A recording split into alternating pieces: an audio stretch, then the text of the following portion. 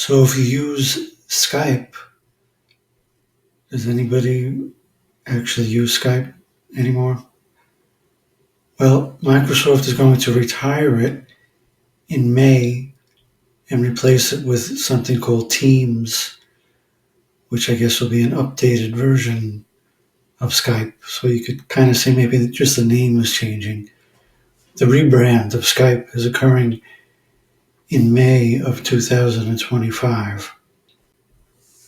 So when you think of it, this really makes sense with apps like Zoom coming along and eclipsing Skype pretty much out of existence. Microsoft really had no choice but to change it like they're going to change it with Teams. So hopefully, they're hoping, I guess, this will be the Zoom of Microsoft, or even better than Zoom, because you can transfer files and messaging and all that kind of stuff.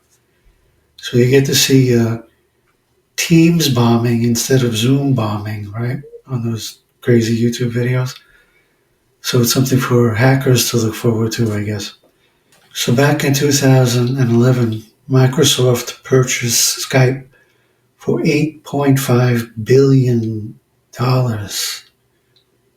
Wow. So you can see why Microsoft might want to rebrand Skype and try to revitalize it and get some of its money back. So you can understand why Microsoft is doing this. They want to make a new, improved app that'll be kind of like Zoom, maybe a little better. So we'll see what happens with this.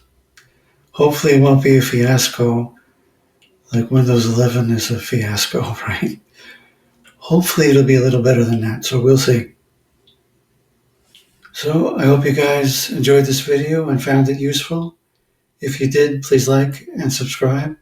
Thanks a lot, and I'll see you next time. Take it easy.